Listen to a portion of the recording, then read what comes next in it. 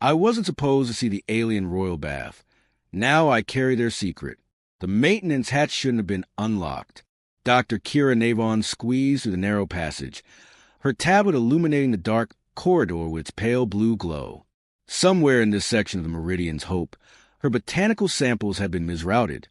3 months of xenoflora research from the Andromeda sector, lost in the labyrinth of the diplomatic vessel's storage bays. Stupid automated systems, she muttered, consulting her tracking data. The signal led deeper into the ship's restricted diplomatic wing, where the Luminari delegation had taken residence. She'd been specifically told to avoid this area. The corridor opened into an antechamber draped in flowing fabrics that shimmered like liquid starlight. The air hung heavy with something sweet and mineral, like ozone mixed with jasmine. Kira hesitated, knowing she should turn back, but the tracker insisted her samples were just beyond the next doorway. Through the translucent curtains ahead, she saw movement and soft, pulsing light. Kira crept forward, parting the fabric just enough to peek through. Her breath caught. The chamber beyond was vast, carved from what appeared to be living crystal that grew from floor to ceiling. At its center lay a circular pool filled with luminescent liquid that shifted between silver and violet. Steam rose in delicate spirals, carrying that intoxicating scent. And in the pool stood Prince Zyrith. Kira had seen him before, of course, during the formal diplomatic ceremonies. The Luminari prince was striking by anyone's standards, tall and elegant with sharp features and deep violet eyes. But always before, he'd been clothed in the elaborate robes of his station. Now, as he rose in the ceremonial bath, water cascading down his form, Kira saw something that made her scientific mind reel. His skin was covered in markings. Not tattoos.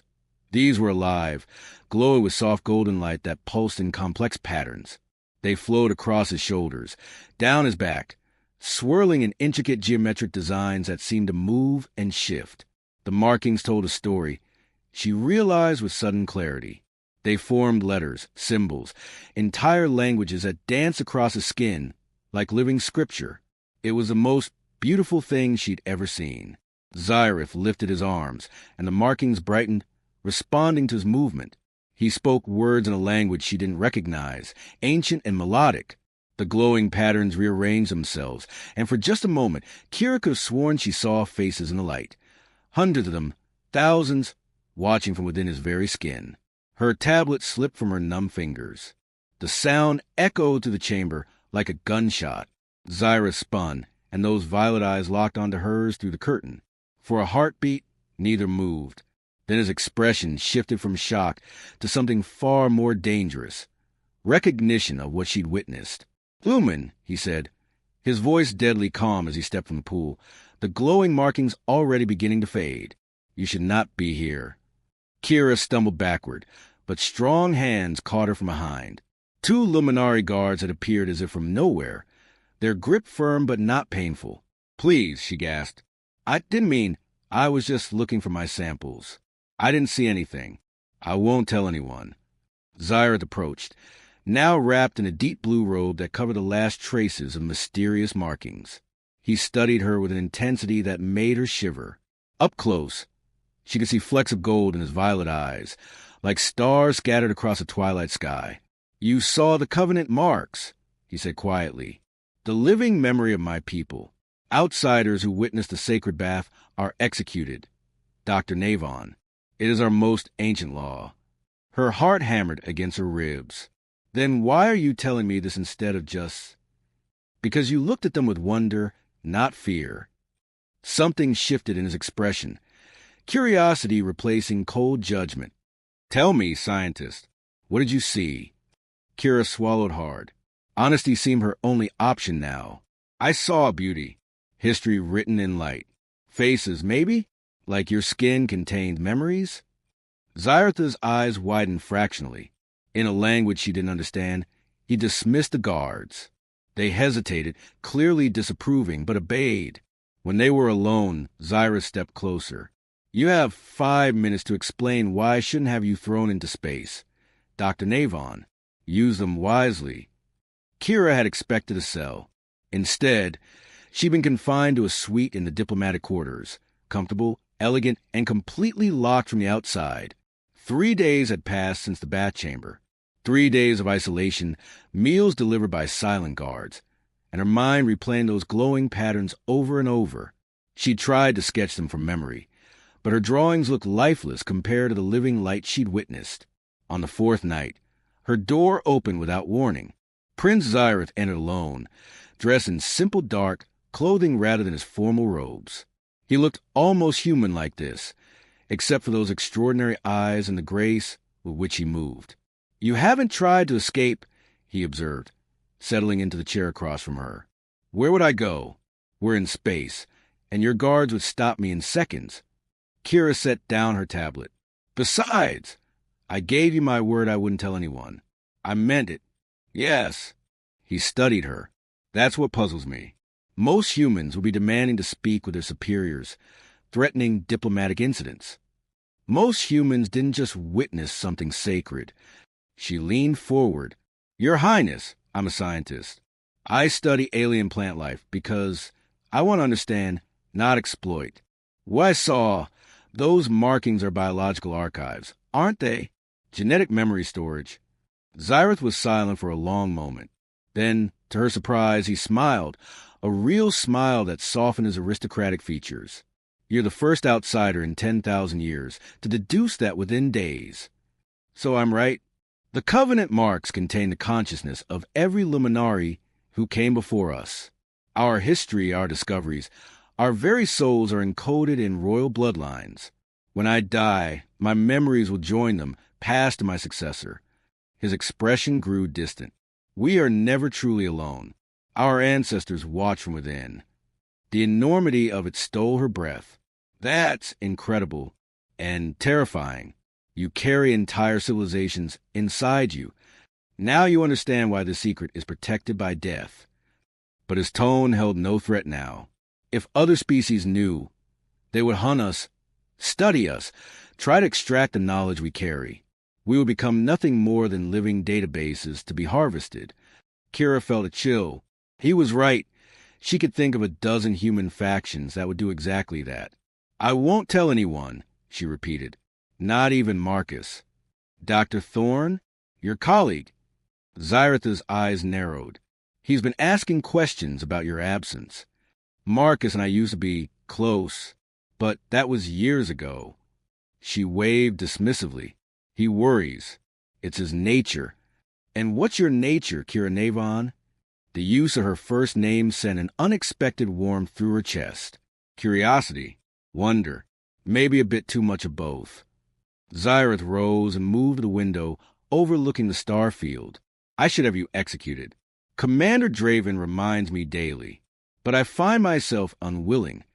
Kira stood, drawn to him despite every instinct screaming caution. "Why?" He turned, and suddenly the space between them felt charged. "Because when you looked at my markings, you saw them as I do, as beautiful, as sacred, not as power to be taken, but as a gift to be honored." "They are beautiful," she whispered. Zyrith reached out, his fingers hovering near her cheek, but not quite touching. "This is dangerous. What's happening between us?" "You feel it too." Her breath caught. "Yes. My people and yours were so different, and you carry a secret that should have been your death sentence." His hand dropped. "Yet I find myself coming here each night, wanting to talk with you, to be seen by you." "I see you," Kira said softly. "Not just the prince. You." The air between them thrummed with possibility. Zyrith's careful control wavered, and he stepped closer. "If I kiss you now, there's no going back. By luminary law, you become part of my story. The markings will remember you." Kira's heart raced. "Then I'll be honored to be remembered." He closed the distance, his lips meeting hers with gentleness that belied the intensity in his eyes. The kiss deepened, and Kira felt as though she were falling through starlight, brilliant and impossible and utterly right. When they finally parted, both breathless, Zyrith pressed his forehead to hers. "What have we done?" "Something wonderful," Kira murmured, "or something terrible. Maybe both." Outside, neither noticed a shadow that moved past the door, Commander Draven, his expression cold with calculation. Commander Draven Sul stood before Prince Xyrath in the council chamber, his silver uniform immaculate, his expression carved from ice. Your Highness, the human has been in your private quarters every night for a week. The guards talk. The court notices. Draven's voice held carefully controlled fury. You're compromising millennia of protocol for a brief fascination. Xyrath remained seated on the crystalline throne, his posture relaxed but his eyes sharp. Dr. Navon is no threat. She witnessed the covenant marks. Draven's composure cracked. Ancient law is clear. Outsiders who see the sacred bath must die. You're allowing sentiment to cloud your judgment. Or perhaps I'm exercising wisdom you lack. Xyrath stood, drawing himself to full height. The old laws were written in a different age. Times change, Commander. The marks do not change. The duty does not change. Draven stepped closer, lowering his voice. Your father would have eliminated her, without hesitation. The court wonders if you have the strength you possess. My father is dead, Xyrath said coldly, and his memories live in my skin, judging every choice I make. I don't need you to remind me of duty. Before Draven could respond, an alert chimed. One of the junior officers appeared at the door, looking nervous. Commander, we've intercepted an encrypted transmission from the human quarters. Dr. Marcus Thorne has been attempting to access restricted files. Xyrath and Draven exchanged glances.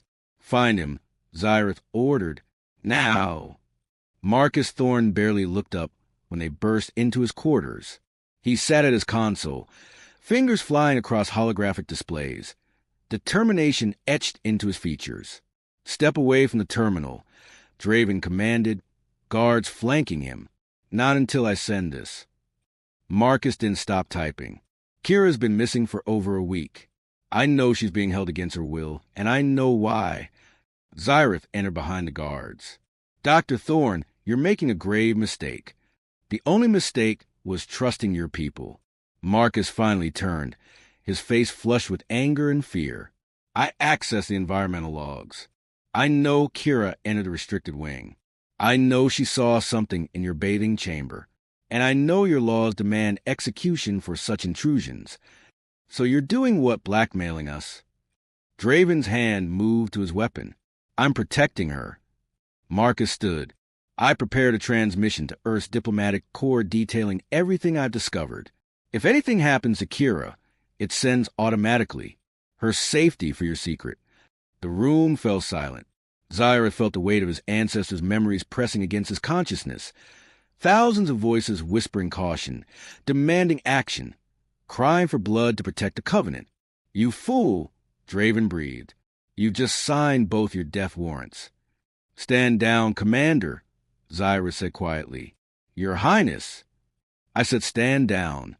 Power resonated in Xyrath's voice, the authority of every ancestor who'd worn the crown. Dr. Thorne, you will come with me. Now. Kira looked up in shock when Xyrath entered her quarters with Marcus in tow, guards surrounding them. Marcus? What did you do? I'm trying to save your life. Marcus rushed to her. Kira, do you have any idea the danger you're in? I've been researching Luminari law. You've been researching? Horror dawned on her face. Marcus, no. Please tell me you didn't. He's prepared transmission to Earth, Xyrath said flatly. Leveraging your safety against our most protected secret. Marcus pulled Kira behind him protectively. I had no choice. They're going to kill you for what you saw. You had every choice, and you made the worst one. Kira's voice shook. I gave my word, Marcus. I wasn't in danger until you. She looked at Xyrath, seeing the conflict in his eyes. What happens now? Now! Commander Draven will have the justification he needs to execute you both, Xyrath said heavily. Unless... An alarm shrieked through the ship. Draven touched his comm device, listened, and his expression turned predatory. Your Highness, the human's transmission was encoded to send in 30 minutes unless deactivated. My team cannot break the encryption in time. Then we have 30 minutes to decide which matters more, our secret or our honor. Xyrath looked at Kira, and something passed between them, an understanding that transcended words. He moved to her, ignoring Marcus's protective stance, and cupped her face in his hands. "Do you trust me?" "Yes," she whispered without hesitation. "Then run. Both of you. I'll buy you time to reach the docking bay." "Zyrith, I'm not leaving you." He kissed her, fierce and desperate, pouring everything unsaid into that moment. When he pulled back, his eyes glistened. "If you stay, we all die. If you run, maybe we both survive this. Go." "How touching," Draven said coldly, raising his weapon. "But I'm afraid no one is going anywhere." Zyrith moved with fluid grace, striking Draven's arm. The weapon discharged into the ceiling. "I said run." Kira grabbed Marcus's arm, and they fled into the corridor as chaos erupted behind them. The corridors of the Meridian's hope blurred past as Kira and Marcus ran. Behind them, shouts echoed in both human and Luminari languages. The ship's alert system wailed, bathing everything in pulsing red light. "This way." Marcus yanked her left, toward a maintenance shaft he'd mapped during his research. "If we can reach the lower decks, there's an emergency shuttle." "Marcus, stop." Kira pulled free, her chest heaving. "Cancel the transmission. Now." "Are you insane? That's our only leverage." "It's a death sentence." She grabbed his shoulders. "For us, for Zyrith, for any chance of peace between our peoples. You think you're protecting me, but you're destroying everything." Marcus's face contorted with frustration and fear. "I saw you, Kira. After you came back from wherever they took you. You were different. The way you looked when you said his name." His voice cracked. "I couldn't lose you. Not to them." "You never had me to lose," she said gently. "What we had ended years ago. And what I had was Zyrith." She stopped as footsteps thundered closer. "There's no time. Please, Marcus. Trust me like I'm trusting you now." His hands trembled over his comm device. "If I cancel it, Draven will kill us. If you don't, we've already failed." For an agonizing moment, Marcus stared at her. Then his fingers moved across the screen. Transmission canceled. God help us both. Before Kira could respond, a hidden door slid open beside them. Zyrith emerged from the shadows, a cut above his eye bleeding silver. Quickly, they're sweeping every corridor. "You're hurt." Kira reached for him. "I'm fine. Draven's guards are thorough." He pulled them into the narrow passage, sealing it behind them. The space was cramped, forcing them close together. In the dim emergency lighting, his eyes glowed faintly violet. "Where does this lead?" Marcus asked, his voice tight with suspicion. "The old observation sanctuary. It's been sealed for years. My ancestors used it for meditation." Zyrith moved forward to the darkness, guiding them by touch. "Draven doesn't know it exists." They emerged into a circular chamber with a domed ceiling of transparent crystal. Stars wheeled overhead in their countless billions, and below, a planet glowed like a blue jewel, the destination of their diplomatic mission. "It's beautiful," Kira breathed. Marcus positioned himself near the door, checking his device. "We have maybe 5 minutes before they find us." "Then what?" Zyrith didn't answer. He was looking at Kira with an intensity that made her skin prickle with awareness. "I need to speak with Dr. Navon." "Alone?" "Absolutely not." "Marcus." Kira touched his arm. "Please, just give us a moment." He looked between them, jaw clenched, but finally nodded and moved to the far side of the chamber, pointedly facing away. Zyrith pulled Kira to the center of the room, where starlight painted silver patterns across the floor. His hands framed her face, thumbs brushing her cheeks. "I've been selfish, keeping you close, wanting you when I should have let you go. I don't want to go." Kira, her name was a prayer and a curse. "In my culture, when two souls connect deeply, the covenant marks remember. You're already part of my story, written into my very being.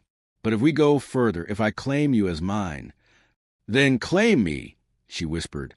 He kissed her with desperate hunger, and she responded with equal fervor. His hand slid into her hair as hers traced the planes of his back, feeling the warmth of his skin through his shirt. When he lifted her, she wrapped herself around him, surrendering to the gravity between them. Zyrith carried her to where cushions lay scattered, remnants of the meditation space this once was. He laid her down gently, his body covering hers, and for a moment they simply looked at each other. "I see you," he murmured against her lips.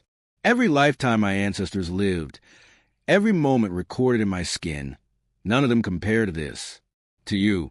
"Then show me," Kira breathed. "All of you." His fingers found the fastenings of her clothes as hers worked at his. Each revealed inch of skin felt like a revelation. When he finally shed his shirt, she gasped. The markings had appeared again, glowing softly gold in the starlight, those beautiful, impossible patterns flowing across his chest, his shoulders, down his arms. They pulsed in rhythm with his heartbeat. "You're radiant," she whispered, tracing the symbols with trembling fingers. "They respond to strong emotion," Zyrith said, his voice rough. "To connection. Right now, they're writing you into my history. Every touch, every breath. My people will remember this moment forever." The weight of that should have frightened her. Instead, Kira felt honored. Sacred. They came together slowly, reverently, each touch a conversation, each kiss a vow. The markings blazed brighter, and Kira could have sworn she heard whispers, thousands of voices witnessing this union, blessing it. When they moved as one, the boundaries between them seemed to dissolve. She felt his joy, his fear, his overwhelming love, as if their very souls had intertwined. After, they lay tangled together, his markings fading back to dormancy, their breathing synchronized. Zyrith pressed his lips to her forehead. "No matter what happens next, you're mine, and I'm yours. The marks have sealed it. Then we face what comes together," Kira said firmly. A polite cough reminded them they weren't truly alone. Marcus remained facing away, but his shoulders were tense. "I hate to interrupt, but we have company incoming." Multiple signatures. Zyrith and Kira dressed quickly. He pulled her close one last time. "What I'm about to do, it's the only way forward. Trust me. Always." Commander Draven burst through the sanctuary door with a dozen guards, weapons raised. He froze when he saw the three of them standing calmly in the center of the room. "Surrender, Your Highness. This has gone far enough." "You're right," Zyward said. "It has gone far enough, but not in the way you think." He reached for the fastening of his robe. "What are you doing?" Draven demanded, ending this. Zyra dropped the robe, standing bare-chested before them all. He closed his eyes, and the markings bloomed across his skin, brilliant, unmistakable, impossible to deny. The guards gasped. Several fell to their knees. "Your Highness, no." Draven lurched forward. "The Covenant marks must never be shown to outsiders." "Then perhaps the Covenant itself is the prison." Zyratha's voice rang with authority. "For 10,000 years, we've lived in fear of our own gift. We've killed to protect a secret that isolates us from every other sentient species. I carry the wisdom of countless generations, and not one of them chose this path. It was chosen for them by ancestors who knew only fear." He turned slowly, letting everyone see the flowing patterns, the faces that emerged and faded in the light. "Dr. Marcus Thorne, approach." Marcus walked forward cautiously, his eyes wide with wonder. "You tried to blackmail us, to save your friend." A foolish, desperate, almost noble gesture. Zyratha's markings pulsed. "Do you still wish to tell your people about what you discovered?" Marcus looked at the markings, then at Kira, and finally back at Zyrith. Your Highness, I was wrong. This isn't something to be exposed as leverage. It's sacred. I see that now. And yet, sacred things kept in darkness become prisons." Zyrith gestured to Draven. "Commander, contact a human diplomatic vessel. Invite their leadership here. Invite the Luminari High Council as well. You cannot be serious. I'm invoking my right as Crown Prince to reshape our covenant. Our ancestors gave us these marks to preserve knowledge, not to hide it. Perhaps it's time we trusted others with our truth. They'll hunt us." Draven's composure finally shattered. "They'll study us, dissect us, reduce us to specimens." "Some might try," Zyrith acknowledged. "But if we share our knowledge willingly, as partners rather than victims, we control the terms. We become bridges between species rather than isolated mysteries. He looked at Kira, and his markings brightened. Dr. Navon has already proven that not all outsiders seek to exploit what they don't understand. She saw a beauty where she could have seen only power. Within the hour, the observation sanctuary had transformed into an impromptu summit. Captain Sarah Okonkwo of the human delegation stood speechless before Zyartha's glowing markings. 3 members of the Luminari High Council had arrived via quantum transmission, their holographic forms shimmering with agitation. This is unprecedented. High Counselor Vex intoned. Prince Zyareth, you risk our entire civilization. I risk our isolation, Zyareth corrected. There's a difference. The galaxy is changing. New alliances form daily. We can remain apart, guarding our secret until someone inevitably discovers it through force, or we can step into the light on our own terms. Captain Okonkwo found her voice. Your Highness, I can't pretend to understand the magnitude of what you're showing us. But I can promise you this. Earth's diplomatic corps will be honored to establish formal protocols protecting Luminari genetic sovereignty. What you carry should never be exploited. Words are easy, Draven spat. Then let's build something stronger than words. Kira interjected, stepping forward. A collaborative research initiative. Luminari historians and human scientists working together to document and preserve the knowledge in the Covenant marks. Not extraction, translation. Sharing what your ancestors learned with the species who need that wisdom now. The humans speak sense, one of the council members admitted reluctantly. We've hoarded knowledge that could have prevented wars, cured plagues, bridged civilizations. Perhaps the true violation of the Covenant is keeping it locked away. The debate raged for hours. Zyra stood at the center, his markings a constant reminder of what they were fighting to protect, or fighting to share. Kira remained at his side, and gradually, Marcus positioned himself there too, adding his support. Finally, as dawn light began to filter through the crystal dome, High Counselor Vex spoke. Very well. A trial period. Select delegations from Earth and other allied species may study the Covenant marks. Under strict protocols, with full Luminari oversight. Prince Zyareth, you will lead this initiative. But know this, if there is any betrayal, any attempt at exploitation, we will seal ourselves away forever. This is your legacy now, for good or ill. As the officials dispersed to draft preliminary agreements, Draven approached Zyareth privately. You've changed everything, he said quietly. I hope you're right about this. So do I, old friend. So do I. 3 months later, Kira stood in the newly established Covenant Institute on the neutral station Meridian's Hope had been retrofitted to become. Through the window, she watched ships from a dozen species dock, their crews coming to learn from the Luminari's living history. Arms circled her waist from behind. Zyareth rested his chin on her shoulder. Having regrets? About choosing to stay with you and help build this? She leaned back against him. Never. His markings had become familiar now, though no less wondrous. She'd learned to read some of the patterns, to recognize when memories surface, when his ancestors' wisdom influences decisions. She'd become the first human scholar of Luminari genetic history, and in doing so, had found her life's true purpose. Marcus appeared in the doorway, holding a data pad. The Zanari delegation just arrived. They're asking specifically for you, Kira. Apparently, they have similar genetic memory structures and want to compare notes. See, Zyareth murmured in her ear. You become the bridge you always were meant to be. Kira turned in his arms, kissing him softly. We both did. Together. Together, he agreed.